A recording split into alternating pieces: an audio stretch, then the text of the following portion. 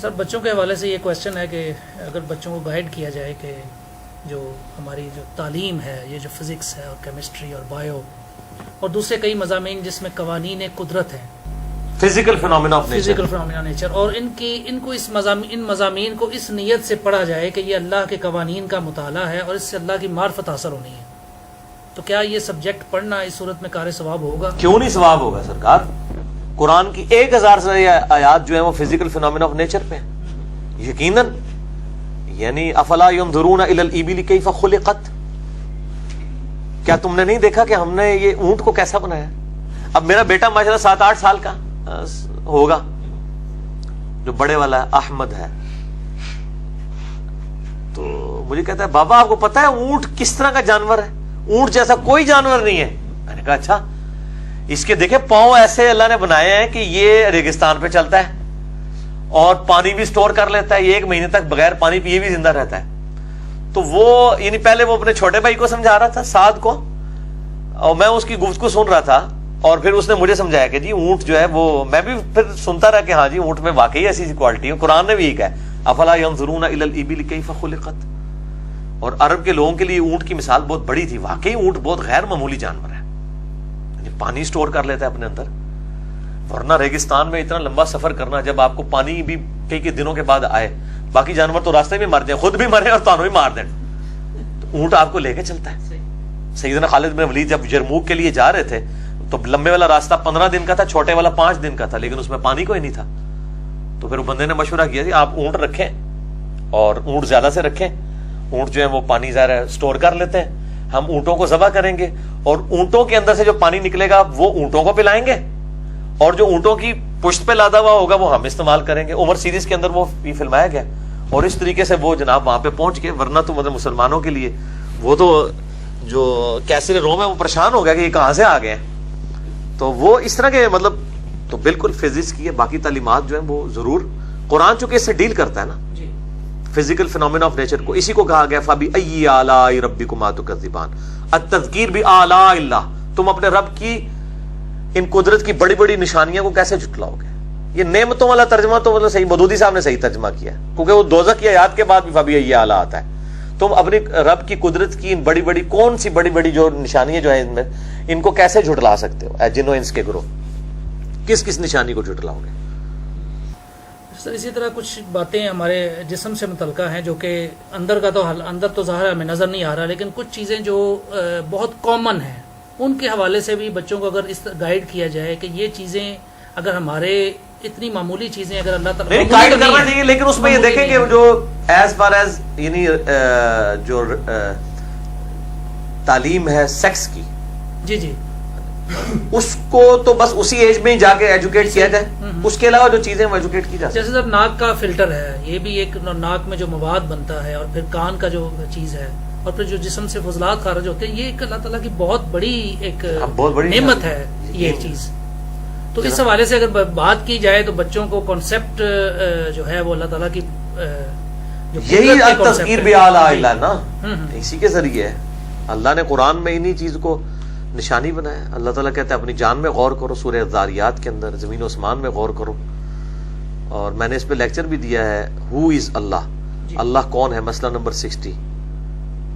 اور ایک اور لیکچر ہے مسئلہ 83B ہو کریٹڈ گاڈ، ٹھیک ہے. اور 83C ہے ایگزسٹنس آف گاڈ. تو ظاہر خدا ہی اس کائنات کی سب سے بڑی حقیقت ہے. God is the only explanation of all the physical phenomena in this universe. بلکہ خدا ہی کا ذکر ہونا چاہیے، کسی کا ذکر خدا کی نسبت کے بغیر ہونا ہی نہیں چاہیے، چاہے آپ اپنا بھی ذکر کر رہے ہیں.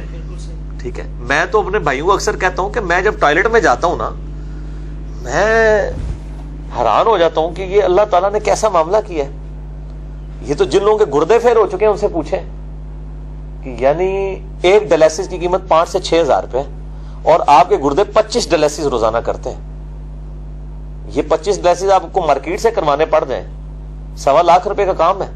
اور جو تکلیف ہے وہ لگتا ہے 4-4 گھنٹے کے لیے جا کے مشین کے اوپر چڑھنا اور پیسے لادہ سے دینا، اور آپ بے فکری کے ساتھ یہ کام کر رہے ہیں.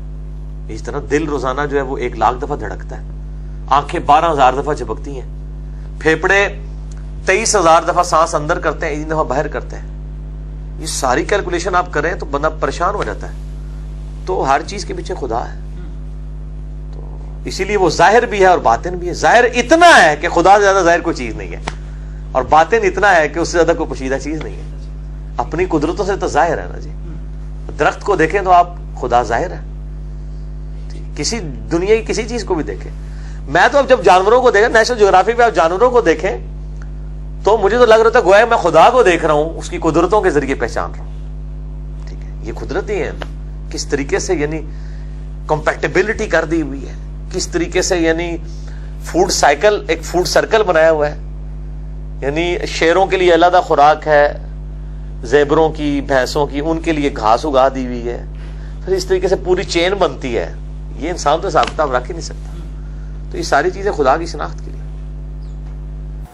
انسان کے پاس اللہ تعالیٰ کی دی ہوئی نعمتوں میں سے سب سے بڑی نعمت, سب سے بڑی نعمت, سب سے بڑی نعمت انسان کی عقل ہے, انٹلیکٹ. اور میں نے پہلے بھی کئی دفعہ بتایا کہ اب جدید میڈیکل سائنس اس بات کی تصدیق کر چکی ہے کہ دماغ بھی سوچتا ہے اور دل بھی سوچتا ہے, لہذا دونوں چیزوں کو آپ ملا کر عقل کہہ لیں. حتیٰ کہ سب سے بڑا حق یعنی اللہ اور اس کے رسولوں پر ایمان لانا عز وجل وعلیہم الصلاۃ والسلام, یہ بھی اسی عقل کی بدولت ممکن ہے. اسی لیے اللہ تعالیٰ نے تورات اور انجیل کے اندر یعنی اولڈ ٹیسٹیمنٹ اور نیو ٹیسٹیمنٹ میں بھی, اور اس فائنل ٹیسٹیمنٹ یعنی قرآن حکیم کے اندر بھی وہی 10 کمانڈمنٹس ارشاد فرمائی ہیں جو تورات اور انجیل کے اندر موجود تھیں. اور قرآنک ورژن ان کا سورہ بنی اسرائیل کی آیت نمبر 22 سے لے کر 39 تک ہے, 17 آیات میں. اور اس میں جو 9th کمانڈ آئی ہے سورہ بنی اسرائیل آیت نمبر 36, بسم اللہ الرحمن الرحیم, وَلَا تَقْفُ مَا لَيْسَ لَكَ بِهِ عِلْمٌ إِنَّ السَّمْعَ وَالْبَصَرَ وَالْفُؤَادَ كُلُّ أُولَٰئِكَ كَانَ عَنْهُ مسئولا. اے انسان, کسی چیز کی پیروی اس وقت تک مت کر جب تک کہ تجھے اس چیز کے بارے میں ڈیفینیٹ علم حاصل نہ ہو جائے. بے شک کان, آنکھیں اور عقل,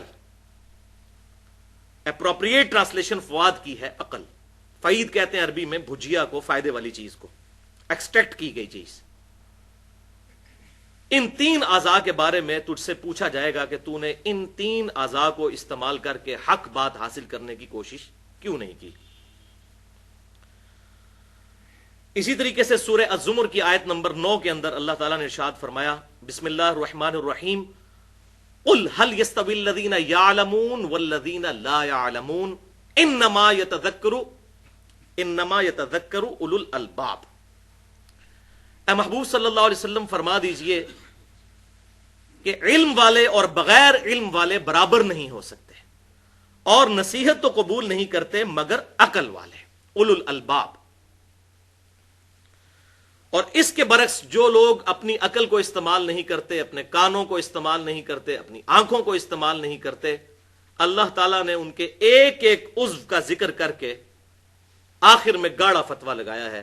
جو لوگ کان استعمال نہیں کرتے, آنکھیں استعمال نہیں کرتے, عقل استعمال نہیں کرتے, سورۃ الاعراف کی آیت نمبر 179 میں اللہ تعالیٰ نے ان پر گاڑا فتویٰ لگایا, اولئک کالانعام بل ہم اضل. یہ لوگ تو جانوروں کی مانند ہیں مگر بلکہ اس سے بھی بڑھ کر, اولئک کالانعام بل ہم اضل, یہ لوگ جانوروں کی مانند ہیں بلکہ اس سے بھی بڑھ کر, والعیاذ باللہ. تو بھائیو, قرآن حکیم نے توہمات کو ریجیکٹ کر کے ڈیفینیٹ علم کے اوپر عقائد اور نظریات رکھنے کی ترغیب دلائی. حتیٰ کہ اس کا کلائمیکس ہے سورۃ الملک کی آیت نمبر 10, وَقَالُوا لَوْ كُنَّا نَسْمَعُ وَنَعْقِلُ مَا كُنَّا فِي أَصْحَابِ السَّعِيرِ. دوزخی جب دوزخ میں پہنچیں گے تو کہیں گے کاش ہم نے دنیا میں عقل استعمال کی ہوتی اور کانوں سے بات غور سے سن لی ہوتی تو آج ہم دوزخ میں نہ ہوتے. اور اس پر اللہ تعالیٰ کا ڈیوائن اوپینین آئے گا, فَاعْتَرَفُوا بِذَنبِهِمْ فَسُحْقًا لِأَصْحَابِ السَّعِيرِ. انہوں نے اپنے اصلی جرم کا اعتراف کر لیا, پس پھٹکار ہو ان اصحاب السعیر کے اوپر, دوزخ والوں کے اوپر. اب جرم ماننے کا فائدہ کوئی نہیں. اور بھائیوں، رسولوں کا مقدمہ ہی اسی بات پر قائم ہے کہ انسان نے اپنی عقل کو، اپنے کانوں کو، اپنی آنکھوں کو استعمال کر کے خود گمراہی سے بچ کر حق کا راستہ اختیار کرنا ہے. سورہ الدہر میں اللہ تعالیٰ نے ارشاد فرمایا انا ہدیناہ السبیل اما شاکرا و اما کفورا. ہم نے تو ہدایت کا راستہ واضح کر دیا ہے، چاہو تو اسے اختیار کر لو، چاہو تو انکار کر دو. یہ من چلے کا سودا ہے، لیکن انجام پھر مختلف ہوگا. انکار کرنے والوں کا انجام پھر اللہ کا غضب، اور ماننے والوں کا انجام جو ہے وہ اللہ تعالیٰ کی رحمت کا مقام جنت. تو اللہ تعالیٰ نے انسان کو یہ جو آزاد دیے، ان کی وجہ سے اکاؤنٹیبل ٹھہرا لیا ہے کہ انسان نے خود ہدایت کا راستہ اختیار کرنا ہے، نہ کہ ڈیسٹنی کا بہانہ بنانا ہے کہ میری تقدیر میں یہ لکھا تھا، میری قسمت میں یہ لکھا تھا. اگر اس طرح کی یہ تمام معاملات جو اللہ تعالیٰ نے حکمیہ ہمیں ارشاد فرمائے ہیں انہیں تقدیر پر چھوڑ دیا جائے، پھر تو رسولوں کا مقدمہ ہی ختم ہو جائے گا. رسولوں کا دنیا میں آنے کا مقصد ہی یہی ہے کہ ہمیں اس بات پہ جھنجھوڑیں کہ ہم اپنی عقل کو، اپنی آنکھوں کو، کانوں کو استعمال کریں. ادروائز اگر اللہ تعالیٰ نے زبردستی کسی کی ڈیسٹنی میں دوزخ یا جنت لکھی ہوئی ہے، پھر تو رسولوں کی ضرورت ہی کوئی نہیں، کتابوں کی بھی ضرورت کوئی نہیں ہے. تو ان کتابوں کا مقدمہ اور رسولوں کا مقدمہ اسی بات پر قائم ہے کہ ہم نے اپنا انٹلیکٹ استعمال کرنا ہے. علمی پوائنٹ نمبر 2، بھائیو، قرآن حکیم صرف 2 علوم کو مانتا ہے. ایک ریویلڈ نالج جو وحی کا علم ہے، اور دوسرا ایکوائرڈ نالج، سائنس کا علم، ڈیفینٹ سائنس کا علم جو مشاہدات اور تجربات کے بعد اسٹیبلش ہو جائے. ہائپوتھیسز یا تھیوریز کی بات نہیں. اور سائنس کی ہم ڈیفینیشن کیا کرتے ہیں؟ The knowledge obtained through observations and experiments is known as science. مشاہدات اور تجربات کے ذریعے حاصل کیا گیا علم سائنس کہلاتا ہے. تو قرآن صرف 2 علوم کو مانتا ہے، ریویلڈ نالج وحی کا علم یا ایکوائرڈ نالج سائنس کا علم. تیسرے کسی علم کو قرآن نہیں مانتا. اس میں میں نے تقریباً 35 منٹ کی گفتگو کی ہے، مسئلہ نمبر 39 کے نام سے اہل سنت پاک.com پر، علم وحی اور علم سائنس کی اہمیت اور ان کا دائرہ کار. آج محل نہیں کہ میں اس کی ڈیٹیل میں جاؤں، بس مختصراً یہ بات عرض کر دوں کہ بھائیو، ہم نے مشاہدات اور تجربات کے ذریعے یہ بات ڈیفینیٹلی علم کے ساتھ حاصل کی ہے کہ پیٹرول جو ہے یہ آگ کو بھڑکا دیتا ہے. اب یہ پیٹرول کی جو کوالٹی ہے یہ بالکل اسی طریقے سے ڈیفینیٹ ہے جس طرح کے کتاب و سنت کا علم ڈیفینیٹ ہے، کیونکہ یہ اللہ تبارک و تعالیٰ کا فزیکل فینومینا آف نیچر ہے. اللہ تعالیٰ اس کا پابند نہیں ہے، لیکن جو اللہ نے قوانین بنائے وہ تو بڑے محکم ہے. پوری سائنس کی بنیاد ہی ان محکم قوانین کے اوپر ہے. اگر یہ قوانین روزانہ ٹوٹنے شروع ہو جائیں تو کوئی بھی سائنٹیفک ڈسکوریز کی بنیاد کے اوپر ہم کوئی بھی چیز، کوئی مشین نہیں بنا سکتے. اگر فرکشن ختم ہو جائے تو ہماری گاڑیاں جو ہے روڈ پہ نہیں چل سکتی. تو یہ ڈیفینیٹ محکم لا ہے. آگ ایک ہی دفعہ ٹھنڈی ہوئی ہے ابراہیم علیہ السلام کے لیے، روزانہ تو نہیں ٹھنڈی ہوتی. اور سمندر بھی ایک دفعہ ہی پھٹا ہے موسیٰ علیہ السلام کے لیے، روزانہ تو پھٹتا ہی نہیں ہے، ورنہ تو یہ سارے کے سارے معاملات چل نہیں سکتے. تو یہ اللہ تعالیٰ کے بڑے مضبوط اور محکم قوانین ہیں، اور اتنے محکم قوانین ہیں کہ اللہ تبارک و تعالیٰ کے پیغمبر سیدنا ابراہیم علیہ السلام نے اس کافر بادشاہ کے دربار میں اللہ تعالیٰ کی وحدانیت کی جو دلیل پیش کی تھی سورۃ البقرہ کی آیت نمبر 258 میں، وہ ایک فزیکل فینومینا آف نیچر تھا کہ میرا رب وہ ہے جو مشرق سے سورج کو نکالتا ہے. اگر تو رب ہونے کا دعویٰ کرتا ہے تو مغرب سے نکال کے بتا. یہ ڈیفینیٹ لا ہے، فزیکل فینومینا آف نیچر. اللہ تعالیٰ اس کا پابند نہیں، لیکن اس نے قانون تو بنایا. تو اس پر وہ کافر خاموش ہو گیا. میرا رب وہ ہے جو مشرق سے سورج نکالتا ہے. یہ ود رسپیکٹ ٹو زمین ہے. بعض کفار اس کے اوپر بھی اعتراض کرتے ہیں جی سورج تو نکلتا ہی کوئی نہیں ہے. تو ود رسپیکٹ ٹو زمین، تو بھائیوں یہی کفار جب اپنی اخبار کے اوپر روزانہ ٹائمنگ دیتے ہیں تو کیا دیتے ہیں؟ سن رائز اور سن سیٹ. تو اس وقت اگر ہم ان کا مذاق اڑانا شروع کرتے ہیں کہ بھئی سن تو رائز کرتا ہی نہیں، نہ سیٹ ہوتا ہے، تو کہیں گے نہیں نہیں یہ تو زمین کے ریفرنس ہے. تو بھائی یہ بھی زمین کے ریفرنس سے بات ہو رہی ہے، ریلیٹو ٹو زمین، ورنہ سورج تو غروب ہوتا ہی نہیں ہے. وہ تو زمین کی جو گردش ہے اس کی وجہ سے سارے معاملات چلتے ہیں. وہ مسئلہ نمبر 60 جو ہے ہو از اللہ، ان میں نے ڈیٹیل سے بتایا اس لیکچر کے اندر. بہرحال جو ایسی بات ہو جس پہ دونوں علوم متفق ہو جائیں، ریویلڈ نالج بھی اور ایکوائرڈ نالج بھی، تو وہ نورن علی نور ہے. اس کے برعکس جو شے ریویلڈ نالج سے بھی ثابت نہ ہو اور ایکوائرڈ نالج سے بھی ثابت نہ ہو تو قرآن اس کو حق نہیں مانتا، اسلام اس کو حق نہیں مانتا. مثال کے طور پر ہمارے پڑوسی ملک کے اندر تقریباً 90 کروڑ ہندوؤں کا یہ عقیدہ ہے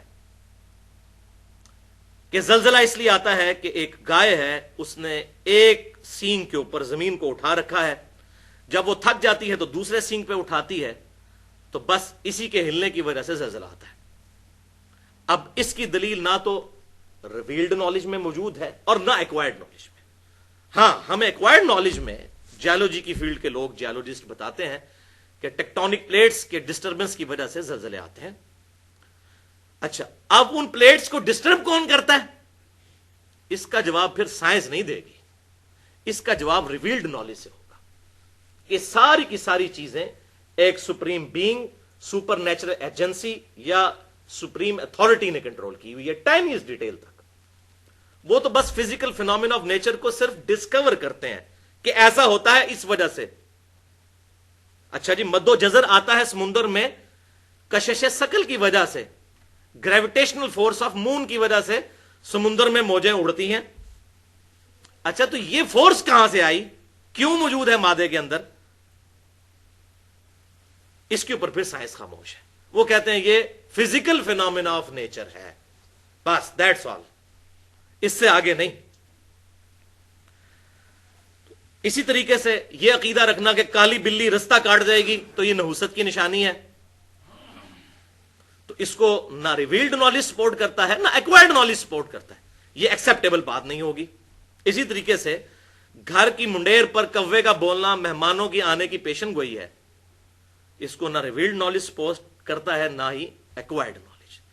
تو حقیقت بات یہ ہے کہ بھائیوں، پھر اس طرح کی چیزیں جب کسی ریلیجن میں داخل ہو جائیں دین کے نام کے اوپر، تو پھر یہ چیزیں لوگوں کو دین سے ہی متنفر کروائیں گی. وہ کہیں گے یہ کیا اللاجیکل باتیں کرتے ہیں.